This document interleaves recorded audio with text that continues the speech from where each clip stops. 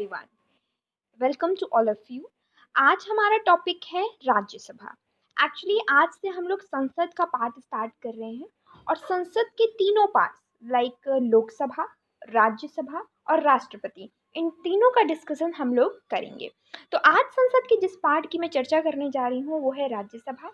आज आपको बहुत कुछ जानने को मिलेगा कि राज्यसभा से रिलेटेड वो सभी फैक्ट्स जो एग्ज़ाम ओरिएंटेड है उन सभी का डिस्कशन आज किया जाएगा।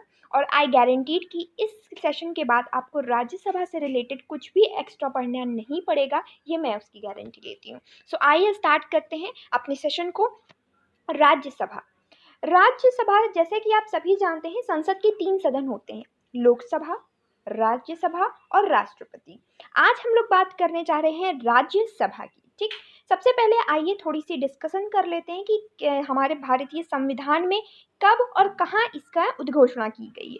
तो संसद, भारतीय संविधान के भाग 5 में, मेरे वर्ड्स पे ध्यान दीजिएगा, मैं जो चीज़ें बोल रही हूँ उन चीज़ों को बस सुनते जाइएगा, आपको याद हो जाएगा। भारतीय संविधान के भाग 5 में संसद का वर्णन किया गया है और आर्टिकल नंबर 79 से लेकर 122 तक संसद के बारे में, राज्यसभा, लोकसभा और संसद की सभी गतिविधियों के बारे में वर्णन किया गया है।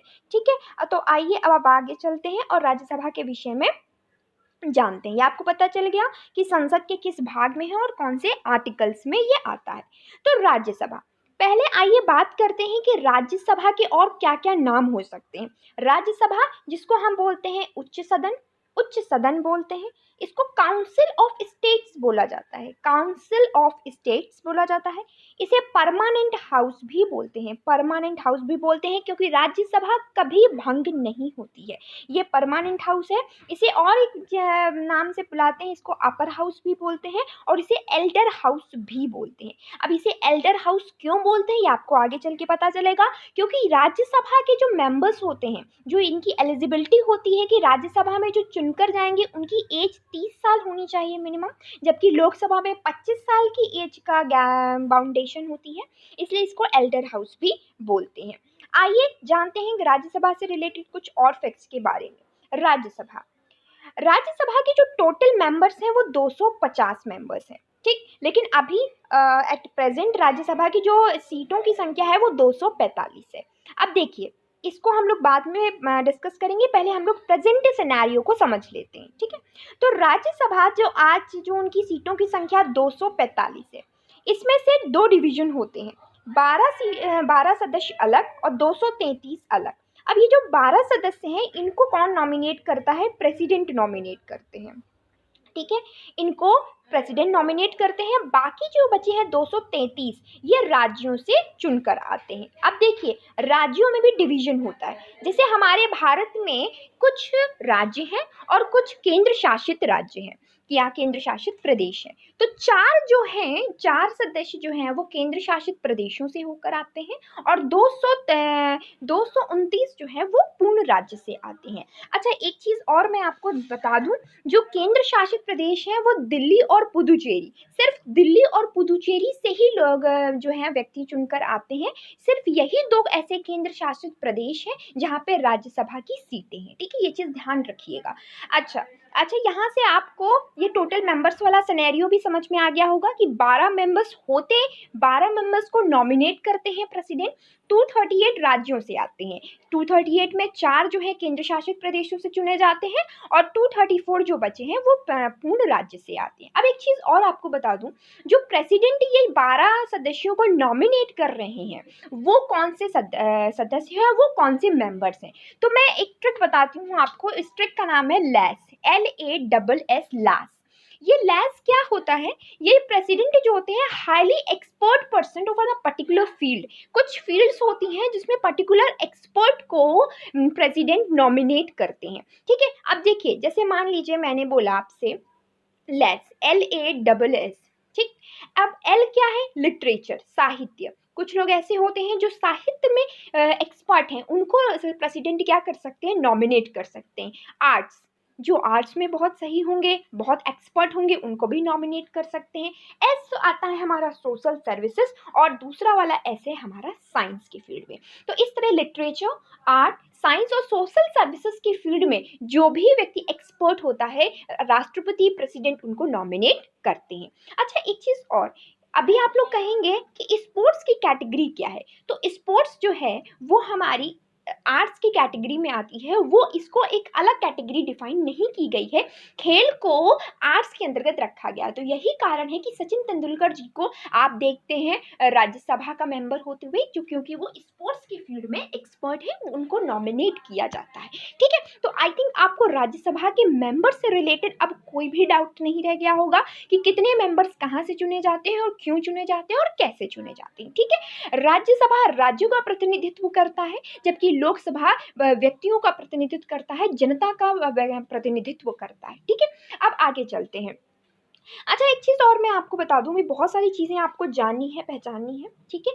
अभी अगर कोई भी नॉर्मल आदमी, if I want to become the Rajya Sabha member, या आप अगर राज्यसभा के मेंबर्स बनना चाहते हैं, तो आपके अंदर कौन-कौन सी क्वालिफ़िकेशंस होनी चाहिए, कौन-कौन सी एलिजिबिलिटी होनी चाहिए, आइए उस पर भी बात कर लेते हैं। तो सबसे पहली बात तो आपको भारत का नागरिक होना चाहिए। ये नहीं कि आपने अपनी सिटीज़नशिप छोड़ दी है और फिर भी आप चाहते हैं कि राज्यसभा का आप मेंबर बन जाएँगे, तो ऐसा पॉसिबल नहीं है। आप राज्यसभा के मेंबर इस हिसाब से नहीं बन पाएँगे। दूसरी चीज़ आती है, he must not be the, ये सबसे इम्पोर्टेंट चीज़ है, 30 इयर्स की एज आपको कंप्लीट करनी होती है। लोकसभा में 25 होते हैं, राज्यसभा में 30 होते हैं। दूसरी चीज़, एक जो बहुत इम्पोर्टेंट चीज़ है कि राज्यसभा में जहाँ से चुनाव लड़ा जाता है, वहाँ की वोटर लिस्ट में आपका नाम होना चाहिए। लाइक मनमोहन सिंह का आपने देखा होगा, मनमोहन सिंह जी पंजाब से बिलोंग करते हैं, लेकिन वो असम से राज्यसभा सांसद हैं, क्योंकि असम की वोटर लिस्ट में उनका नाम है। तो जहाँ की वोटर लिस्ट में नाम होगा आपका, तो आप नॉमिनेशन वहीं से भर पाएंगे, आप वहीं से चुनाव लड़ पाएंगे। तो ये चीज़ आप दिमाग में रखिएगा, क्योंकि लोकसभा में ऐसी चीज़ें नहीं होती हैं। लोकसभा में अगर एक भी लिस्ट में आपका नाम है, तो आप कहीं से भी चुनाव लड़ सकते हैं। लाइक नरेंद्र मोदी जी वाराणसी से भी चुनाव लड़े थे और वडोदरा से भी चुनाव लड़े थे, और उन दोनों ही सीटों में उन्होंने जीत हासिल करी थी। लेकिन मनमोहन सिंह जो राज्यसभा सांसद हैं, वो असम से चुनाव लड़ते हैं, जबकि वो बिलोंग करते हैं पंजाब को।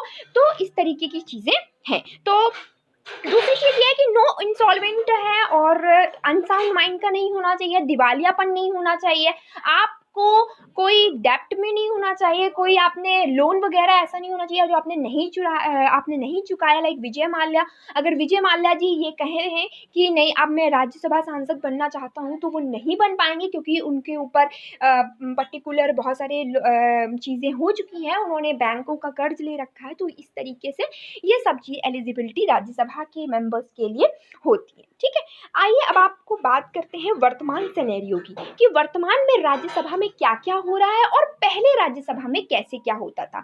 अगर हम वर्तमान परिप्रेक्ष्य की बात करें, वर्तमान एस्पेक्ट की बात करें, तो राज्यसभा के करंट चेयरमैन कौन है? वेंकैया नायडू जी। आप सभी को ये आपको पिक दिख रही होगी, वेंकैया नायडू जी हैं, जो कि राज्यसभा के चेयरपर्सन है। और आपको मैं बता दूं, भारत के उपराष्ट्रपति ही राज्यसभा के चेयरपर्सन होते हैं, और इसलिए वेंकैया नायडू जी, जो कि भारत के माननीय उपराष्ट्रपति हैं, वही राज्यसभा के माननीय चेयरपर्सन भी हैं। अच्छा, एक चीज़ और होती है, जैसे लाइक राज्यसभा के चेयरपर्सन तो हैं वेंकैया नायडू जी, लेकिन एक जो लीडर्स होते हैं, जो हाउस होता है, उसका एक लीडर भी होता है।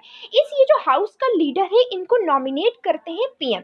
जो भी देश के प्रधानमंत्री होंगे, वो उस हाउस के लीडर को नॉमिनेट करते हैं, और वो हमेशा एक मंत्री होना चाहिए, वो हमेशा एक मंत्री होने चाहिए। तो राज्यसभा के लीडर इस टाइम करंट सिनेरियो में जो है, वो है मिस्टर थावर चंद गहलोत जी। थावर चंद गहलोत जी आप देख रहे हैं, ये राज्यसभा हेड है करंट सिनेरियो के। अच्छा, आगे चलते हैं, थोड़ी सी और बातें करते हैं। अगर डिप्टी लीडर ऑफ हाउस की बात करें कि डिप्टी लीडर कौन है हाउस का, तो ये आप सभी जानते होंगे, ये हमारे पीयूष गोयल जी हैं। ठीक है, माननीय पीयूष गोयल जी हैं, जो कि हमारे डिप्टी लीडर ऑफ हाउस हैं। अच्छा, इनका नाम तो आप सभी ने देखा होगा, मिस्टर गुलाम नबी आज़ाद जी हैं। ये लीडर ऑफ ऑपोजिशन है। लीडर ऑफ ऑपोजिशन जो है, वो भी राज्यसभा में बनाए जाते हैं, कि जो विपक्ष का प्रतिनिधित्व करते हैं। तो गुलाम नबी आज़ाद जो है, वो लीडर ऑफ ऑपोजिशन है इस समय राज्यसभा में, करंट में। ठीक, दूसरी चीज़ आइए, अब राज्यसभा में जब राज्यसभा पहली बार गठित हुई थी, तो सबसे पहले चेयरमैन की बात करें तो कौन थे? वो डॉक्टर सर्वपल्ली राधाकृष्णन जी थे। हाँ, वो ये वही सर्वपल्ली राधाकृष्णन जी हैं जिनकी बर्थडे पर हम लोग 5 सितंबर मनाते हैं। यस, 5 सितंबर जो हम लोगों का दिन होता है, टीचर्स का डे होता है, तो टीचर्स डे इन्हीं के बर्थडे में मनाया जाता है, और यही राज्यसभा के पहले चेयरपर्सन थे। और पहले डिप्टी चेयरपर्सन जो थे वो कृष्णमूर्ति राव थे। ये चीज़ आपको ध्यान में रखनी है। आई होप आपको ये सब चीज़ें बहुत समझ में आ गई होंगी। अच्छा, एक चीज़ और मैं बता दूँ आपको कि राज्यसभा में एससी और एसटी को लेकर कोई रिजर्वेशन की सुविधा नहीं है। लाइक लोकसभा में होती है, और बहुत सारे आर्टिकल्स भी ऐसे हैं जो आरक्षण की बात करते हैं, लेकिन राज्यसभा में एससी एसटी का रिजर्वेशन की सुविधा नहीं है। ये चीज़ आपको ध्यान में रखनी है। दूसरी चीज़ जो 2-3 पॉइंट्स और हैं, ये है कि राज्यसभा कभी भंग नहीं होती, वो परमानेंट हाउस है। दूसरी चीज़ क्या होता है कि हर 6 साल बाद क्या होता है कि 1/3 सदस्य जो हैं वो रिटायर होते जाते हैं, और नए लोग चुनकर वापस आते जाते हैं। तो आई होप आपको राज्यसभा से रिलेटेड आज सारी चीज़ें क्लियर हो गई होंगी कि राज्यसभा में कब, कैसे, क्या होता है।